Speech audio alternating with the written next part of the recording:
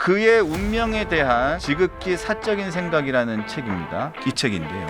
논설위원님, 지금 고소를 당한 명확한 부분이 뭡니까? 이 대표의 부친께서 어떤 일을 하셨다는 소문이 있어서 소위 말해서 B2입니다. B2. 그거를 추적해서 언론인으로서 확인하는 과정에서 드러난 사실입니다. 사실인지 아닌지는 확인하면 될 겁니다. 그걸 가지고서 허위 사실이라고 고소장을 내는 것 자체는 대선 앞두고 제 입을 틀어막겠다는 거죠.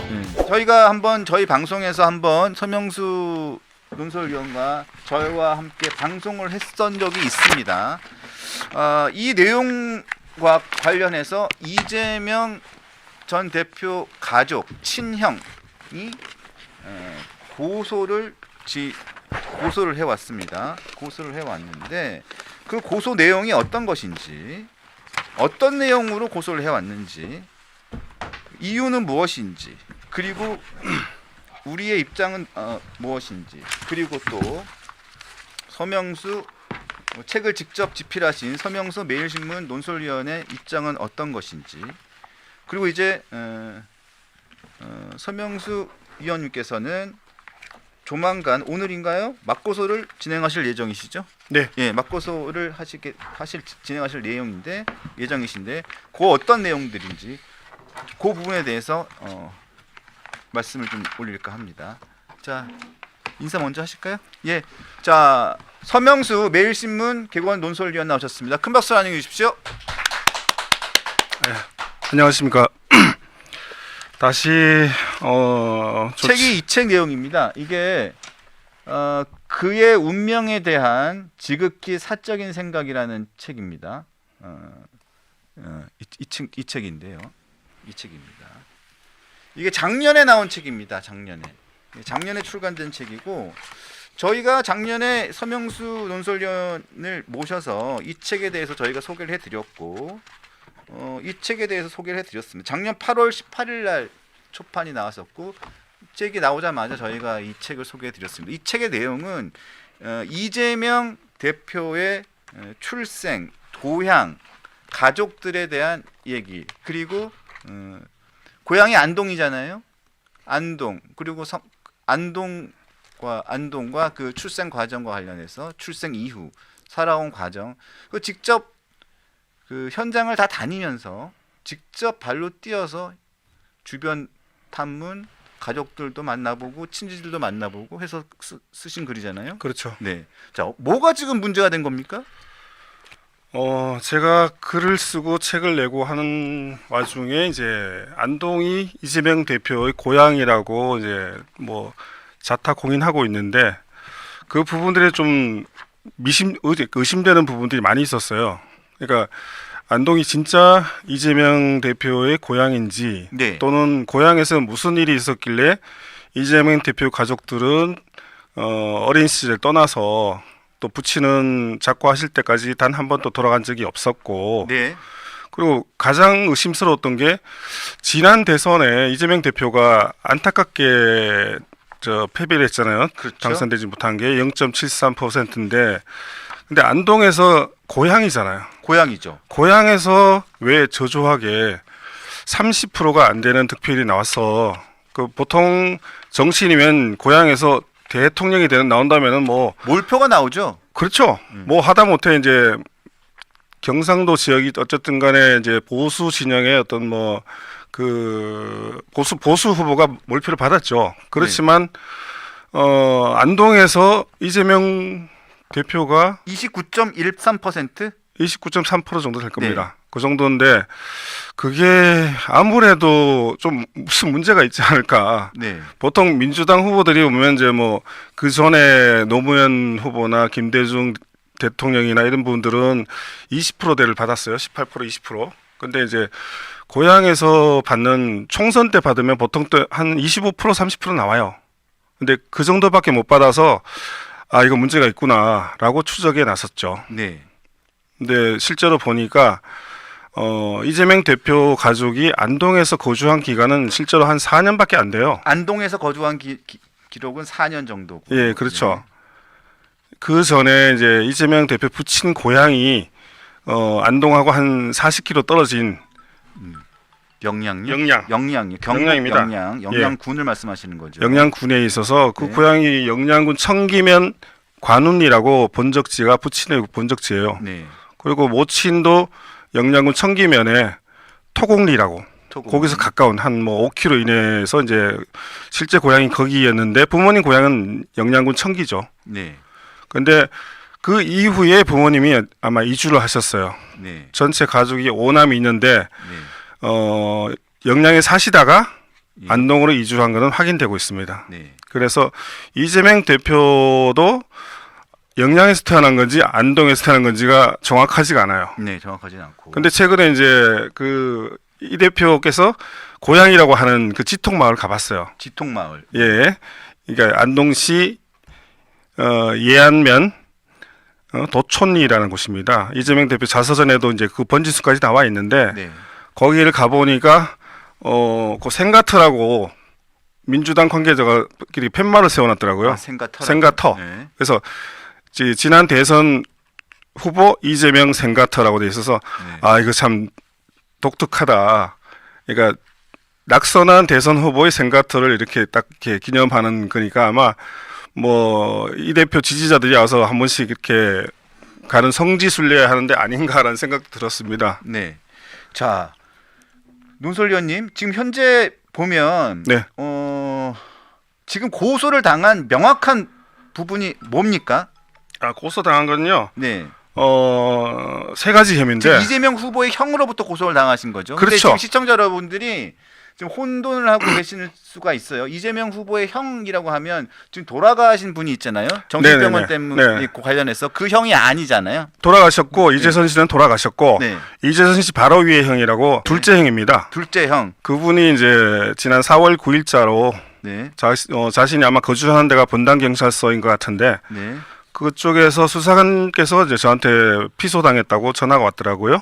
그래서 근데 기본적으로 고소장을 내려면 제가 사는 안동 경찰서로 내야 되는데 네. 왜 자신이 사는 지역에 냈는지 그것도 네. 좀 궁금하고 아마 유리해서 그랬겠죠.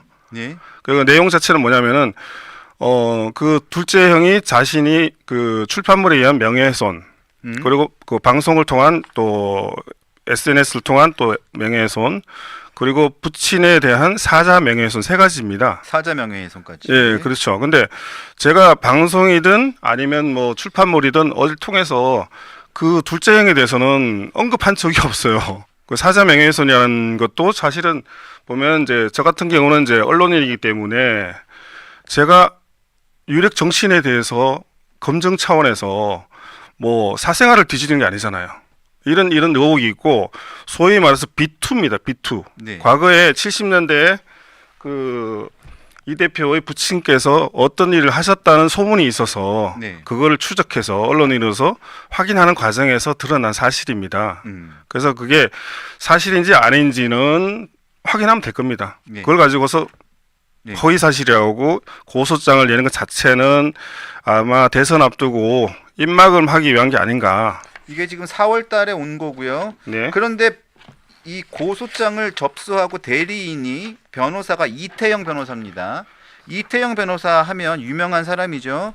이재명 대표의 쌍방울 관련된 대북 송금적으로 기억하는데 여러 가지 이재명 대표와 관련된 법률 사건에 대한 소송 대리인을 맡고 있는 그 이태영 변호사죠. 맞습니다. 맞죠? 예.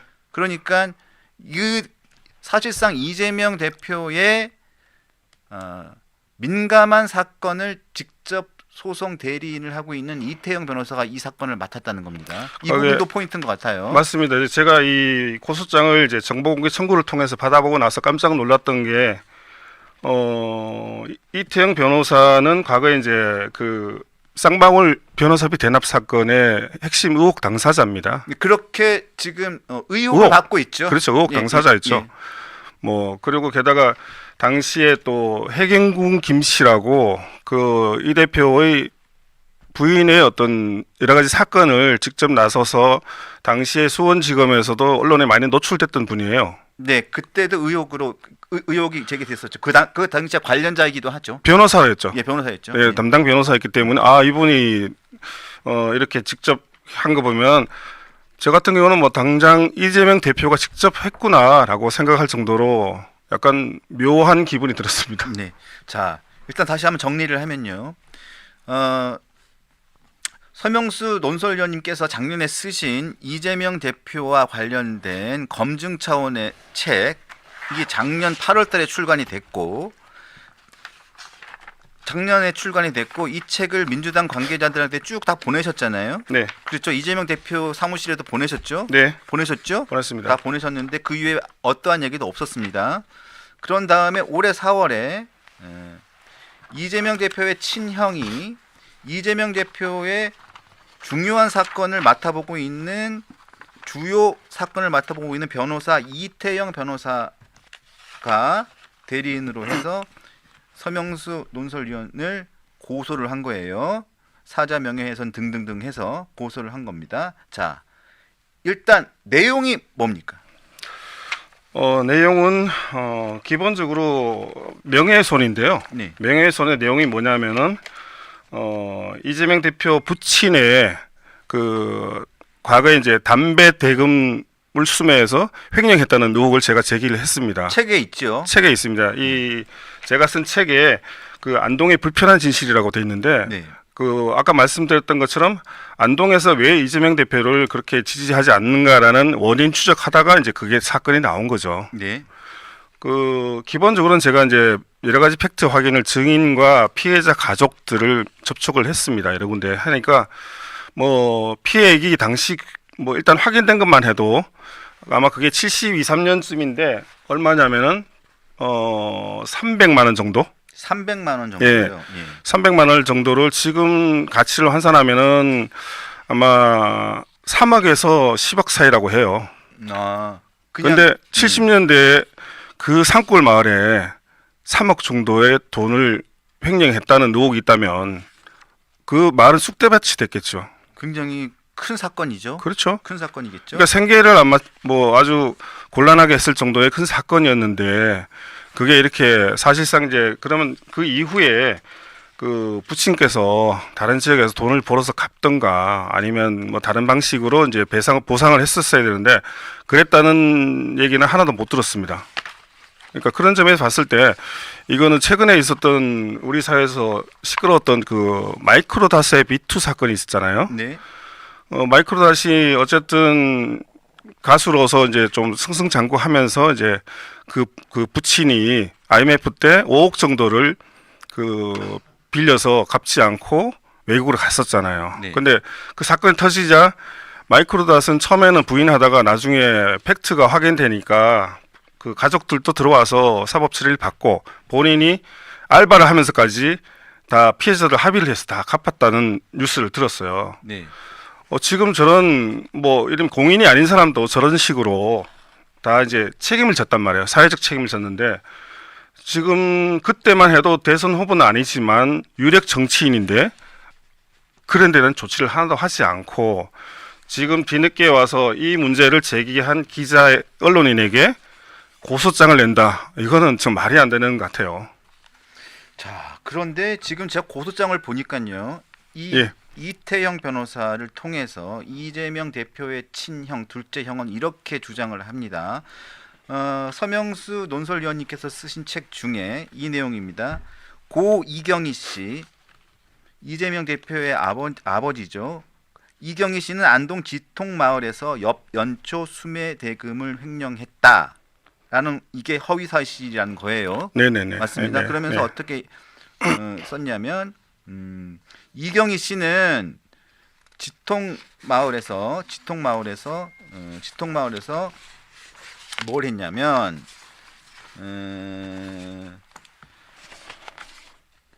여변초 농사를 하지 않았음에도 마을에 기여하기 위해서 이장 및 총대를 맡은 것은 사실이다. 네네네. 예. 확인됐습니다. 그것도. 하지만 이경희 씨는 여변초 수매 대금을 직접 수령하지 않았기 때문에 여변초 수매 대금 관리자가 아니었다. 그렇기 때문에 횡령할 수가 없었다. 이렇게 얘기를 하거든요. 제가 이제 확인한 바로는 네. 안동 봉화 영양 같은 경북 북부 지역은 70년대에 이제 투경 작물로 여변초를 많이 재배를 했습니다. 근데 당시에 이제 그런 구조가 어떠냐면은 그 농민들은 사실 보면 이제 재배를 하고 또 여변초를 생산을 해서 그 여변초 조합에다가 납품을 합니다. 네. 그러면 그 대금을 개별적으로 받는 게 아니고 마을마다 총대가 있었어요. 네. 그 지금 가족들도 총대를 한 거는 또 인정하잖아요. 농사를 짓지 않는 사람이 총대를 해요. 이장이 하거나 또는 그 마을에서 좀 유지라고 할 수 있죠. 좀 이제 여러 가지 영향력이 있는 사람들이 하는데 그런 분들이 총대가 수매 대금을 총괄해서 받습니다. 그리고 나눠줍니다. 그리고 나중에 이제 수수료를 받죠. 그런 과정들이 구조적으로 있었기 때문에 농사를 짓지 않고 한다고 해서 수매 대금을 본인이 안 받았다고 하는 거는 본인들이 당시에 지금 가족들이 10대잖아. 10대 초반. 네. 본인들이 알 수도 없는 일이에요. 그죠? 네. 근데 지금 저희가 이제 확인한 바로는 피해자 가족들의 증언을 받았고 피해자 가족들의 증언이 매우 제일 중요하죠. 피해자 가족들의 증언은 구체적으로 어떤 게 나와 있습니까? 구체적으로 뭐 친원을 특정할 수 없지만 한 3명 정도를 확인했는데 그 대부분 작고하셔가지고 그 직접 농사 지은 분들은 지금 확인하지 못했는데 가족들이 이를테면 당시에 그 이재명 부친이 소위 말해서 이제 횡령한 규모가 당시에 300만 원 정도. 그러면 한 30여 농가가 1년 지은 농사가 그 정도 될 거예요, 아마. 예, 그 정도 돈이 뭐 70년대 300만 원이 지금 보면 별거 아닌 것 같지만 시골 마을에서 3억이면은 뭐 집을 서울의 아파트, 압구정동 아파트를 한 몇십 천원 샀을 수 있는 그런 돈이에요, 지금 따지면. 그러니까 어마어마한 돈을 가지고 가는데 뭐 제가 그 다음 취재하니까 이재명 대표의 그 작고한 부친께서 그 다음에 어디로 갔냐라고 했을 때 뭐 소문은 여러 가지가 있고 그 광산으로 갔다는 얘기가 있고 네. 태백 쪽으로 갔다는 네, 얘기도 예, 있고 뭐 도계 탄광에 가서 이제 뭐 네. 했다는 얘기가 있는데 이재명 대표 스스로 자서전에 부친께서 도리직구땡을 좋아하셨다고 써놨거든요. 네, 그 자서전을 저도 봤습니다. 예, 그렇죠. 네. 그것처럼 아마 그래서 그건 밭대기도 날렸다 이렇게 그렇죠, 제가 본 것 그렇죠. 같은데요. 네. 그러니까 그 도천 마을에서 한 15km 정도 나오면 예안면 소재지가 있어요. 지금 예안장도 되게 그 번화했었는데 지금은 뭐 시골이니까 작아요. 근데 아마 거기에서 여러 가지 그런 사건들이 벌어지지 않았을까라고 이제 취재 결과 나왔고, 그 돈을 가지고 뭐 성남으로 온 건 아니고 아마 뭐그 부친의 그러한 경력 때문에 다 날리지 않았을까 그렇게 추측하고 있습니다. 일단은 피해를 본 분은 지금 다 작고를 한 상태고 피해 가족들이 남아 있다는. 그러니까 그 연세를 봤을 때 뭐 살아계신 분도 있겠지만 그 직접적으로 제가 피해자하고는 못 봤지만 가족들하고는 접촉이 돼서 뭐 좀 구체적인 얘기를 들었습니다. 그리고 당시에 이재명 대표가 검사 15로 안동에 그렇죠. 안동에 지청에 내려가게 됐는데 이 돈을 횡령을 당했던 피해를 본 가족들이 찾아가서 찾아갔죠. 항의를 했다는 내용도 책에 담겨 있는데. 항의를 한 게 아니고 돈을 갚으라고 한 거죠. 돈을 갚으라고 했다는 그 내용도 책에 담겨 있는데 그 이게 내용들도 보면 증언을 해주시는 분들이 계셨던 거죠. 그렇죠. 그러니까 1986년도에 이 대표가 사법시험에 합격해서 이름에 2년 정도의 사법 연수원생을 하잖아요.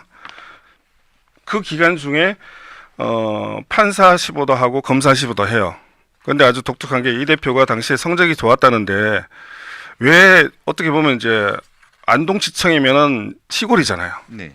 그러니까 수도권에 좋은 데도 많은데 왜 안동지청에 자청해서 검사 15로 갔을까도 참 재미있는 대목인데 어쨌든 이재명 대표가 1987년 11월 달에 안동지청에 가서 뭐 기본적으로 2개월 하거든요. 2개월 검사 15를 해요. 근데 거기서 여러 가지 에피소드들을 많이 남겨가지고 뭐 직접적으로 제가 보진 못했지만 여러분들이 그 당시 지통마을에 어쨌든 피해를 본 사람들이 찾아가서 그 빚을 갚아라 그렇게 요구를 했는데 좀 상당히 홀대를 받았다 그런 얘기도 이제 제가 확인했습니다. 자, 그리고 이 이재명 대표의 친형은 이 이태영 변호사를 통해 가지고 얘기를 합니다. 서명수 논설위원이 허위 사실로 근거로 해서 책을 썼다라고 하는 것을 뭐 서너 가지를 쭉 얘기를 쓰는데, 자, 안동 득표율이 30%가 안 되는 것은 석연치 않은 이유는 문제가 있어서 고향에서 그를 지지하지 않아서다. 이거는 제가 보기 말이 안 되는 것 같고. 그렇죠. 네. 왜냐면 진짜로 30%가 안 나왔으니까. 안 나왔죠. 안 나왔으니까 이거는 말이 안 되는 것 같고요. 이거는 근데 그렇게 주장하는 게 뭐냐면은 과거에 이제 다른 민주당 대선 후보들은 안동에서 뭐 18%에서 20% 정도 나왔다. 그보다 많다라고 하면서 한 얘기죠. 네, 근데 그 이전 후보들은 안동 출신이 아니잖아요. 아니 있기 때문에 이거는 말이 안 되는 거. 이걸 허위 사실이라고 얘기한다는 건 말이 안 되는 거고. 두 번째 다시 한번 말씀드리면, 아버지의 횡령 도주 3년 뒤에 나머지 가족들 또한 경기도 성남으로 야반 도주를 했다. 이 부분은 허위 사실로 지금 잡고 있거든요. 이 부분에 대해서는 어떻게? 야반 도주인지 아니면 동네 사람 모두의 박수를 받고 간 건지는 제가 말할 수는 없어요. 왜냐면은 돈을 안 갖고 갔잖아요. 누가 박수를 치면서 환영하고 그 소위 말해서 성남의 당시 같으면은 그 가난해서 간 경우인데 뭐 돈을 보태준 적이 있습니까? 아니면 뭐 그 눈물을 훔친 사람이 있습니까? 없잖아요. 네. 허위 사실이 아니죠. 그리고 이재명 대표가 안동지청 검사 15 당시 아버지의 횡령 피해자들이 찾아와 하소연을 하자 이재명 대표가 고압적으로 해서 돌려보냈다. 요 내용을 또 허위 사실이라고 지금 얘기를 하고 있습니다. 본인이 누구보다 잘 알 텐데 안동지청은 왜 갔으며 그런 소위 말해서 이제 변제할 돈이 없었다면 그분들은 왜 안동지청에 가서 금이 환영했잖아요. 이 대표가 이제 고향을 떠났다가 어쨌든 검사로 온 것처럼 우리가 알고 있잖아요. 검사 15도 검사로 알고 있으니까 이제 그러면 과거 급제하고 돌아온 뭐 탕자는 아니지만 어쨌든 고향 사람이니까 환영하면서도 어쨌든 과거에 아버지가 못 갚은 돈이 있으니까 이제 자네가 성공했으니까 변제라도 해줘야 되는 거 아니냐 이렇게 했겠죠. 안동 사람들이 그렇게 뭐 무지막지하게 돈 내놔라고 이렇게 땡깡 부리고 하진 않았을 거 아닙니까? 예, 저 그렇게 봐요. 그러니까 보니까 여기에서의 핵심은 딱 하나네요. 제가 보니까 이재명 대표의 형이 이재명 대표의 최측근 변호사를 통해 가지고 서명수 논설위원을 허위사실 유포로 사자 명예훼손 등등으로 고소를 한 것은 핵심은 이거네요. 이재명 대표의 아버지는 안동 지통마을에서 여변초 수매 대금을 횡령했다라고 쓴 이 책 내용. 제가 횡령했다고 쓴 건 아니고 횡령 의혹이 있다. 횡령 의혹이 있다라고 그렇게 썼죠. 쓴 내용. 이게 아니다. 예. 이런 거잖아요. 의혹도 없다. 이런 내용을 주장하고 사실이 아니다라고 얘기하고 있지만 하고 싶다는 거잖아요. 그렇죠. 예. 하지만 그 주변에 취재를 해보신 결과 네. 취재를 하셔서 이 책도 쓰셨고 피해자가 있습니다. 예. 이 이후에 이 고소장을 받고 난 다음에도 그 현장에 가셔서 다시 한번 또 피해 가족들 직접 피해자들은 돌아가셨지만 그 피해를 받은 가족들의 증언을 다시 한번 확보하신 내용. 네, 그렇죠. 이 고소장을 받고 나서 다시 한번 제가 취재한 게 잘못된 건지 아닌지 재차 확인을 했어요. 확인을 하니까 팩트가 맞고 그 피해자는 엄연히 존재하고 있고 하나도 변제된 적이 없고 그런데 제가 이렇게 피소를 당했고 이것 자체는 오히려 이재명의 형이 저를 무고한 거죠. 죄가 없는데 무고를 한 거죠. 자, 그러면 왜 이 시점에 와서 출간한 지가 이제 10개월이 넘었고 민주당 의원 몇몇에게도 이 책을 보내드렸고 이재명 대표 직접 의원회관을 보냈습니다. 의원에게도 보냈고 그리고 이 책에 대해서 방송을 저희뿐만 아니라 이 강펀치에서도 방송을 했었고 이 책의 광고도 많이 나갔었고 펜앤마이크에서도 방송을 했었고 여러 곳에서도 방송을 했음에도 불구하고 왜 지금 시점에 와서 이재명 대표의 친형을 통해서 또 자기와 가장 긴밀한 관계를 유지하고 있는 변호사를 통해 가지고 서명수 논설위원을 고소를 했느냐 이 부분인데요. 이유를 뭐라고 생각하십니까?